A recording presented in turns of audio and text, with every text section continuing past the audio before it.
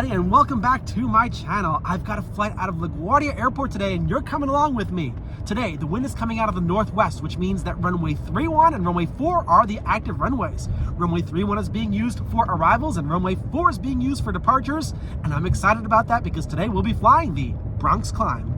And since I'm in the Bronx now, the namesake for the Bronx Climb, I'm looking for planes flying over the Bronx. There are two commonly used climbs over the Bronx off of runway 4. The Bronx Climb, which calls for a left turn to north after takeoff, and the climb you see here, the Pelham Climb, which calls for planes to fly straight out. They're both over the Bronx. After the Bronx, my ride enters Queens, where I see planes on the curved RNAV X-ray approach to runway 31. Check this out, a plane about to land on runway 31 with a departure off of runway 4. I love the excitement of intersecting runways, and I love the excitement of entering LaGuardia Airport, but I'll be honest, I feel a little bit less special. I'll let you know why after I drop off my bag. All right, I'm dropping off one bag as usual at the Sky Priority check-in area, and then I'm off to TSA upstairs. Now, this is my very first departure out of LaGuardia in many years as a platinum medallion. I'm no longer a diamond. I'm still able to use the Sky Priority check-in area, but I don't have as many benefits. The most notable one is that I won't be going to the Delta Sky Club today here at LaGuardia. Now, one of the other benefits that I've lost with my Delta Diamond Medallion status is free Clear membership. However, I already do have an account for Clear, so I will be using Clear for TSA here today at LaGuardia, so that's a good thing. I just don't know what I'm going to do on the other side because I won't be able to get into the Sky Club. I'm going to look around for food, but the good thing about LaGuardia is that there are some large windows to see what's going on the air side. I'm on the clear lane here at LaGuardia. For the first time ever, there's a wait. Normally I go in right away, but this time I actually have to wait. The sign says 10 minutes. Interesting. The pre-check line was actually shorter than the clear line today.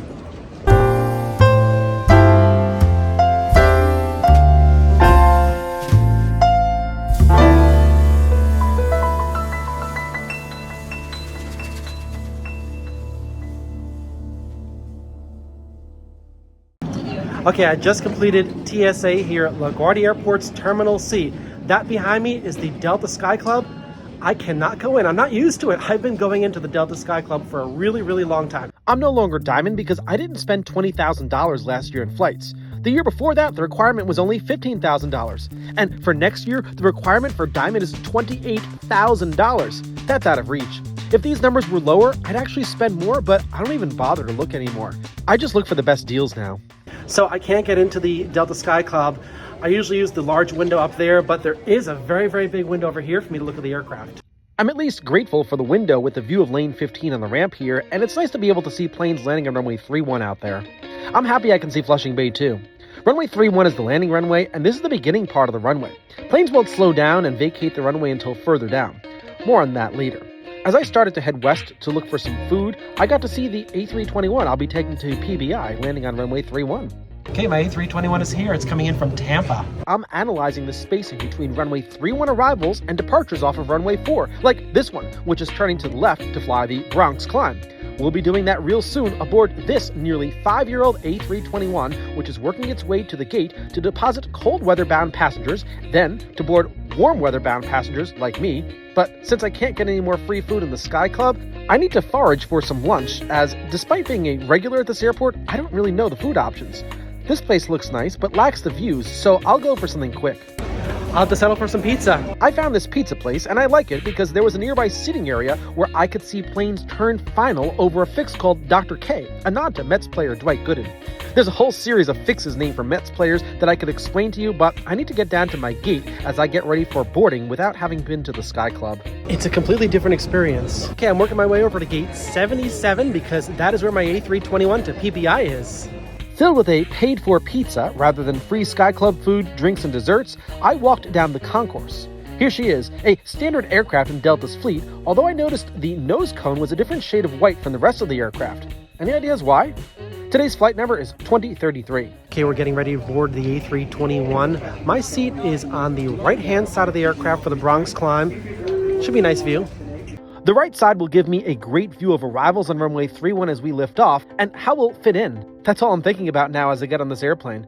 Today, my seat is in the Comfort Plus section. I'm not here for the extra legroom or enhanced snack service. I'm here for the unobstructed view ahead of the wing, and my current Platinum status allows me to select a Comfort Plus seat for free. I've got the sun in my eyes on this side of the plane now, but with our climb out headings to the north, sun glare should not be an issue at all. I can't wait. Outside and inside this A321, preparations are being made for an on-time departure.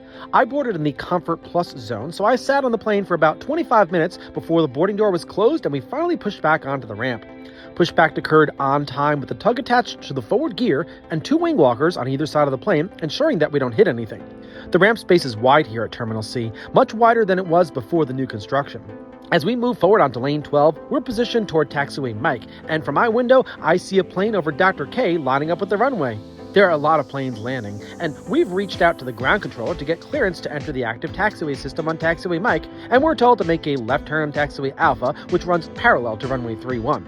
Taxiway Bravo is between taxiway Alpha and the runway and is being used for flights that have landed on runway 31 and are going to the airline terminals, like this Southwest 737 turning from Bravo onto Lima to get to Terminal B's ramp. Behind it, a CRJ 900 lands on runway 31 and will soon turn onto Bravo. Once that CRJ clears the runway, a 737 takes off on runway 4 since the intersection of the 2 runways is guaranteed to be clear. Ground control had us follow the curve of taxiway Alpha, where we passed a Delta A319 that left its gate before this flight, but was not yet ready to depart, so this aircraft was instructed to go on taxiway Bravo in a position next to runway 4 at taxiway Foxtrot that would not interfere with arrivals clearing runway 31. We went around this plane and used taxiway Echo to go in front of it on taxiway Bravo because at this part of the airport, the only parallel taxiway to runway 4 on this side of the runway is taxiway Bravo. It's on this part of taxiway Bravo where we moved very slowly in a line of other planes waiting to take off. We're on the local controller frequency now, and planes can only be issued takeoff clearance once a plane that lands on runway 31 is guaranteed to be clear of the intersection with runway 4, providing that no plane is on short final. You can tell when the intersection is clear once a plane rolls for takeoff on runway 4. I got to see everyone in front of us take off as we spent around 10 minutes crawling forward. The Delta A220 in front of us has been issued takeoff clearance since the intersection with runway 31 ahead is clear and no plane is on short final. The controller in the tower has us line up and wait behind that aircraft on runway 4. That yellow Spirit plane on the other side of the runway came from the Marine Air Terminal and is also waiting to take off and will only be added to the mix when the time comes. I'm excited about being on the right side of the plane because it affords a view of the runway, but it also helps me determine when we'll take off because I'm able to see airplanes on the curved RNAV X-ray approach to runway 31 over the final fixes of Darryl, Keith, and Dr. K, all named for Mets players Darryl Strawberry, Keith Hernandez, and Dwight Gooden. But first, as we turn the corner, I can see that the A220 ahead is airborne and headed towards the Bronx. We'll be there really soon. I can also see the lineup of planes behind us in taxiway Bravo. It's a busy day at LaGuardia, but I'm really focused on the airspace just above the buildings for planes turning left toward runway 31. I didn't see anyone, and we were not issued takeoff clearance right away, so that's an indicator to me that a plane is landing on runway 31 right now. It touched down right after that A220 took off, and we have to wait for that airplane to slow down and clear the runway before we can take off, but how far out is the next plane? There it is. I see it turning left now toward Dr. K right after having passed over Keith. If we were to take off now, there's plenty of room for that plane to land, but we need to wait for the previous arrival to clear runway 31. That time is now, and with another plane getting closer and closer, we're issued takeoff clearance so that we can buzzsaw out over the Bronx on the BRONX CLIMB off of runway 4. Let's go.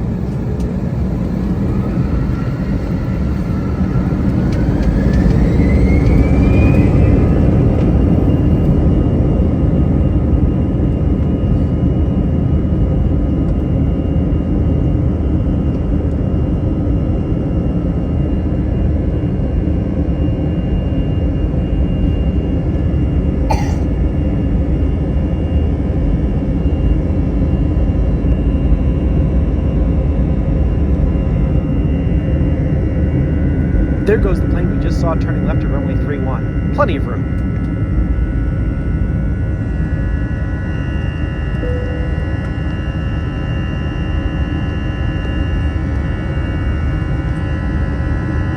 At 500 feet, we turn left at 360 degrees and contact departure control.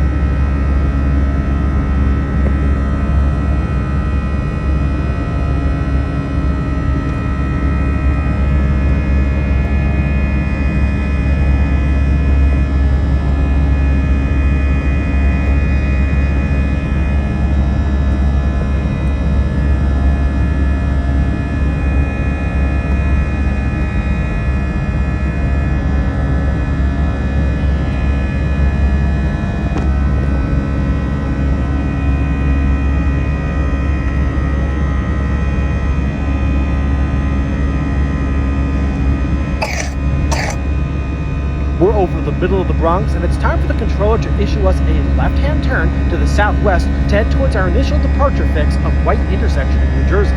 We're also being instructed to climb to 12,000 feet.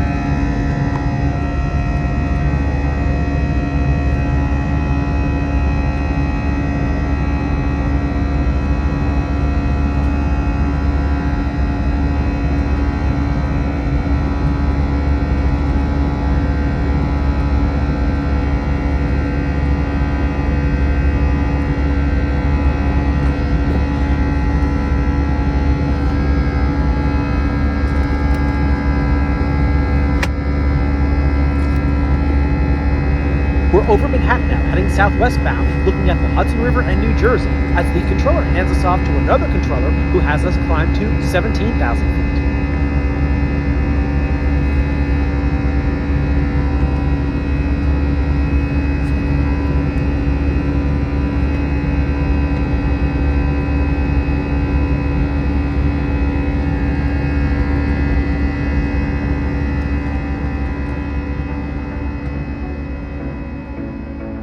It's a rarity for me to not talk during the climb out, but I could not help sharing those A321 engine sounds with you. Lately, I've been sitting in the back, and sitting behind the engine sounds nothing like what you just heard. To summarize what just happened, at 500 feet, we turned to the north as published, and the controller issued us a rather quick turn to the southwest. This is an indicator that our initial departure fix of White in New Jersey is not in heavy demand, and a quick turn over the Bronx made this flight very, very efficient. I'm just disappointed that we didn't get to see Midtown and downtown Manhattan, which is practically under the plane. There could have been some views on the left-hand side of the aircraft, however, by looking straight down.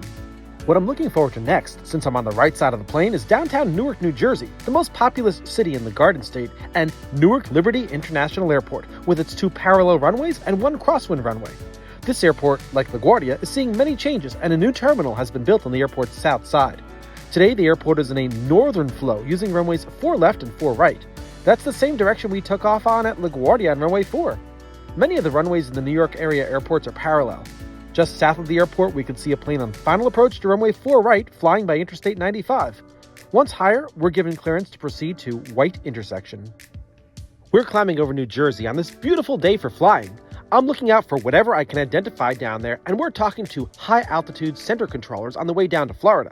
This is Lakehurst Maxfield Field, and this is McGuire Air Force Base. In the distance, I was even able to see Philadelphia and Pennsylvania. We're now leaving New Jersey and are about to cross Delaware Bay to get to Delaware. After that, it was some nice views of Chesapeake Bay.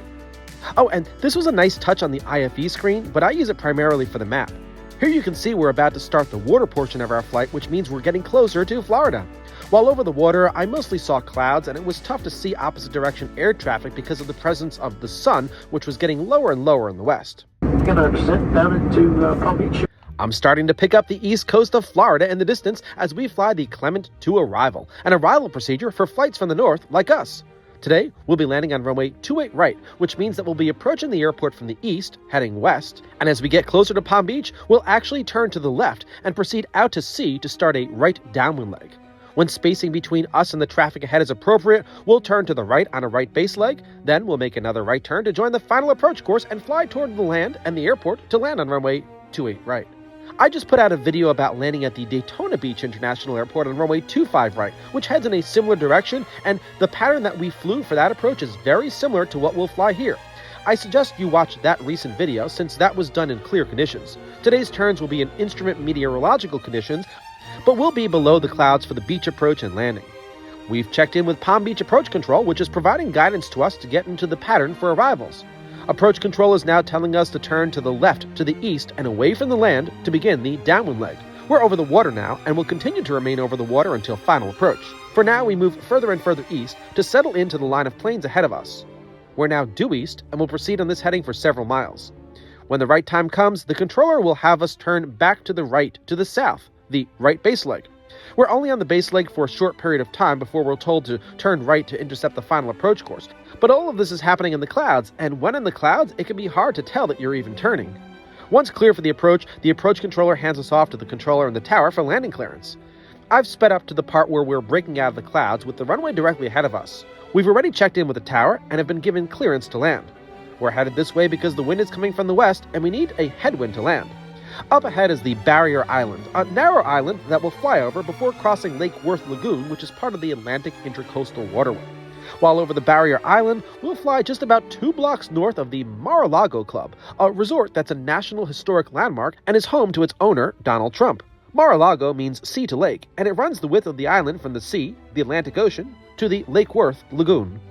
Speaking of Donald Trump, his rare private Boeing 757 can often be seen parked at PBI Airport, and today we're in luck because it's in town and we'll see it as we taxi to the terminal. That 757 was previously based at our departure airport, LaGuardia, for many years before Mar-a-Lago became his primary residence. And it's really close to PBI Airport. I've always found it interesting that such expensive pieces of real estate on the barrier island of Palm Beach are right on the approach to runway 28 right.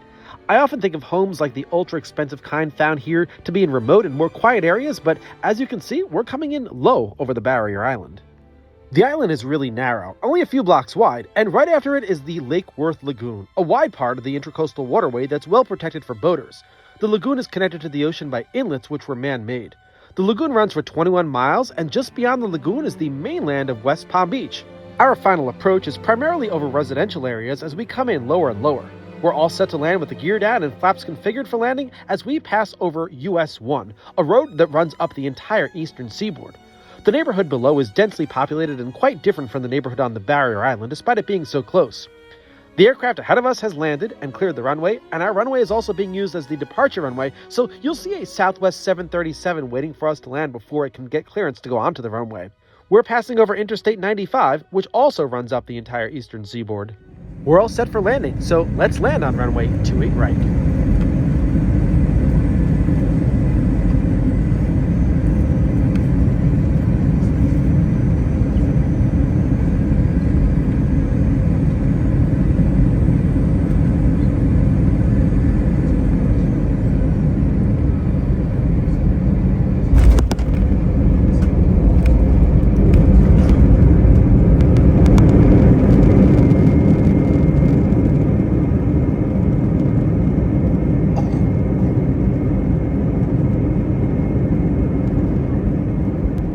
Our landing girl had us cross the intersecting runway 1432.